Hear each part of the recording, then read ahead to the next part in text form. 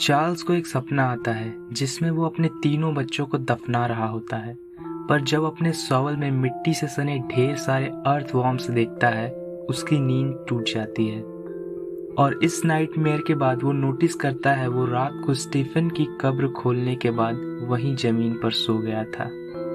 वो उठते ही अपने ऑफिस में जाता है और स्टीफन की भेजी हुई लेटर निकालकर दोबारा पढ़ने लगता है, जिसमें स्टीफन ने लिखा था जब तक ये लेटर चार्ल्स को मिलेगी स्टीफन मर चुका होगा। जिसके बाद प्रीचर्स कॉर्नर में बून फैमिली की सारी जमीन जायदाद, मिल का बिजनेस और चैपलवेट चार्ल्स को विरासत में मिल जाएगी। डैन भी रात को हुई घटना के बाद बहुत डरा हुआ होता है। तभी कांस्टेबल जॉर्ज डेनिसन चैपलवेट चार्ल्स से मिलने आते हैं। कांस्टेबल चार्ल्स को प्रीचर्स कॉर्नर छोड़कर चले जाने की सलाह देते हैं, पर चार्ल्स को ये बात अच्छी नहीं लगती और वो इन सारी चीज़ों की वजह से काफ़ी परेशान और गुस्से में होता है। जिसके बाद वो सच्चाई जानने के लिए क्लोरिस के पास जाता है। चार्ल्स को देख क्लोरिस ये समझ जाती है चार्ल्स उनके पास क्यों आए हैं। चार्ल्स क्लोरिस से कहते हैं क्या स्टीफन ने सच में फांसी लगाई थी। क्लोरिस बताती है उसने जब सेलर का दरवाजा खोला तो उन्हें मार्सेला सीढ़ियों से नीचे पड़ी मिली और उसके गले में एक सीजर भी चुभा होता है। स्टीफन ने उसके अगले खुद को फांसी से लटका लिया था। फिलिप ने दोनों के फ्यूनरल के बजाय व्यूइंग के लिए पार्लर में रखा था, जहां उन्हें लोग देख तो रहे थे पर कोई भी उनकी रिस्पेक्ट नहीं कर रहा था। बजाय लोग खुश थे कि स्टीफन मर गया। और 2 दिन बाद फिलिप ने उन दोनों को फैमिली प्लॉट में ही दफना दिया। इसके बाद फिलिप काफी टूट गए और अपने कमरे से भी बाहर कम ही निकलते थे। फिर एक दिन उसने समंदर में डूब के अपनी जान दे दी, पर उसकी बॉडी कभी नहीं मिली। चार्ल्स को ये बात काफी अजीब लगती है कि उन तीनों के मौत को सिर्फ मिसेस क्लोरिस ने ही देखा था। वो जानता था मिसेस क्लोरिस उनसे सच्चाई छुपा रही हैं और वो गुस्से में क्लोरिस पर चीखने लगता है। चार्ल्स को पता था उसे यहाँ प्रलोभन देकर धोखे से बुलाया गया है और वो इसकी वजह जानना चाहता था। क्लोरिस चार्ल्स से रोते हुए भीख मांगती हैं कि वो उन्हें शांति से छोड़कर चले जाएं। इधर टाउन में जब जॉर्ज अपनी बीवी मैरी के पास वापस लौटते हैं, घर पूरी तरह से धुएं से भरा होता है, जो कि गैस पर खाना जलने की वजह से होता है। और मैरी की हालत देखकर जॉर्ज डॉक्टर को तुरंत बुला लेते हैं। मैरी के चेकअप के बाद डॉक्टर जॉर्ज को इशारा कर देते हैं कि मैरी भी उसी खतरनाक बीमारी से पीड़ित है जिससे सुजैन की मौत हुई थी। और जॉर्ज के अंदर जाने के बाद डॉक्टर उनके दरवाजे पर भी क्वारंटाइन का बोर्ड लगा देते हैं। सैमुअल मार्टिन को सुजैन की फ्यूनरल स्पीच में चार्ल्स और उनके बच्चों को सुजैन की बीमारी का जिम्मेदार बताने को कहते हैं, पर मार्टिन ऐसा करने से इनकार कर देता है। और वो ये बात भी जानता था कि अगर चार्ल्स यहाँ से चले गए तो मिल की ज़मीन उनकी हो जाएगी, जो चार्ल्स की दादी ने सैमुअल के पिता से खरीदा था। इसलिए भी सैमुअल हमेशा चार्ल्स के खिलाफ होते थे। चार्ल्स के बच्चों को स्कूल से भी निकाल दिया जाता है और टाउन में भी सभी उनके बारे में बातें कर रहे होते हैं। स्कूल से लौटते वक्त उन्हें रास्ते में रेबेका मिलती है। रेबेका अपनी माँ को सारी लेटर्स दे देती है जिसमें रिसेंट 2 साल में हुई उनके पिता और फिलिप बून की मीटिंग के बारे में पता चलता है।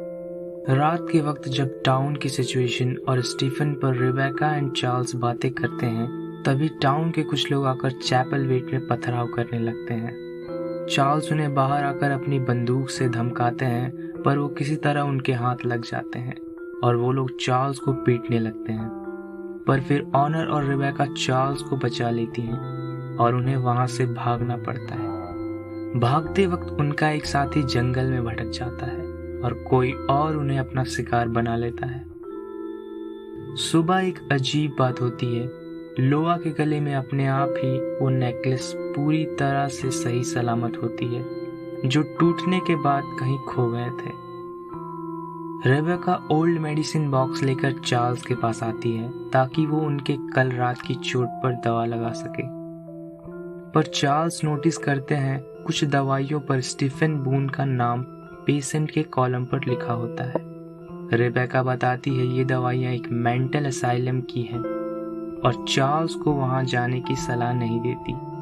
उसी वक्त एबल भी आता है और चार्ल्स को ये खबर देता है कि कोई भी वर्कर काम करने नहीं आया। चार्ल्स को ये बात पता थी कि कल रात नकाब लगाकर टाउन के लोग आए थे जो मिल में काम करते हैं और उनमें डैनियल भी था। चार्ल्स डैनियल को टाउन के बार में जाकर पीटते हैं और वार्न भी करते हैं, जिसके बाद वो अकेले ही फ्रैगेट आइलैंड चले जाते हैं। वहाँ वो डॉक्टर फ्रॉस्ट से मिलते हैं जो कभी स्टीफन की इलाज कर रहे थे। चार्ल्स फ्रैगेट आइलैंड इसलिए आया था क्योंकि चार्ल्स को ऐसा लगता था स्टीफन अभी भी जिंदा है, पर वहाँ भी चार्ल्स को स्टीफन के जिंदा होने का पता नहीं चलता। उल्टा वो ये जानकर परेशान हो जाते हैं कि उसे वर्मोफोबिया है और उसकी ये बीमारी हेरिडेटरी है। यही बीमारी स्टीफन को भी थी, फिलिप को भी थी, चार्ल्स के पिता को भी और चार्ल्स की दादी को भी।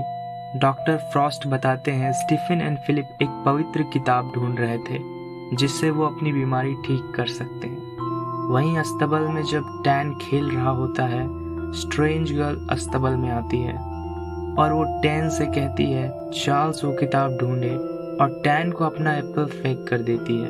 टैन उस एप्पल को उठा कर देखता है तो उसमें भी वर्म्स भरे होते हैं। चार्ल्स घर वापस लौट आते हैं। फ्लेचर उन्हें बताते हैं घर में कोई भी चूहा नहीं है और अपने सारे चूहेदानी निकाल कर ले जाते हैं। चार्ल्स को लगता है वो आवाजें उन्हें उनकी बीमारी की वजह से सुनाई दे रही हैं। घर आते ही टैन चार्ल्स को उस स्ट्रेंज गर्ल और उसके दिए हुए एप्पल के बारे में बताता है जिसमें वर्म्स थे, और उस स्ट्रेंज गर्ल ने चार्ल्स को एक बुक ढूंढने को कहा है। टैन की ये बातें सुनकर चार्ल्स के मन में ये डर बैठ जाता है कि वर्मोफोबिया की बीमारी टैन को भी है, जिसके बाद चार्ल्स उनके साथ डिनर नहीं करते और अपने कमरे में चले जाते हैं। इस दौरान ऑनर और एबल एक दूसरे को पसंद करने लगते हैं, पर एबल अपने रंग की वजह से डरता है। जिसके बाद रात को जब चार्ल्स अपने ऑफिस में शराब पी रहे होते हैं, उन्हें रैटलिंग साउंड फिर से सुनाई देने लगती है। वो इससे इतना इरिटेट हो जाते हैं कि कुल्हाड़ी से लकड़ी की दीवार तोड़ने और चिल्लाने लगते हैं। उनकी आवाजें सुनकर रेबेका और बच्चे भी जग जाते हैं और लोआ ऑफिस में अंदर आती है। चार्ल्स बिना देखे ही कुल्हाड़ी की वार उसकी ओर घुमा देते हैं, पर वो किसी तरह अपनी कुल्हाड़ी रोक लेते हैं। इस घटना के बाद रेबेका बच्चों को अपने कमरे में ले जाती हैं। चार्ल्स इन चीजों से परेशान होकर सेलर में आइस तोड़ने लगते हैं ताकि वो आइस बात ले सके, क्योंकि डॉक्टर फ्रॉस्ट ने उसे बताया था डॉक्टर फ्रॉस्ट चैपलवेट में चार्ल्स की दादी को आइस बात ट्रीटमेंट देता था, और वो स्टील का पार्ट टब जिसमें हथकड़ियां लगी थी वो उनकी दादी के लिए था। पर आइस बात लेते वक्त चार्ल्स सीलिंग पर देखता है जहां खून से लिखा होता है ब्लड कॉल्स ब्लड।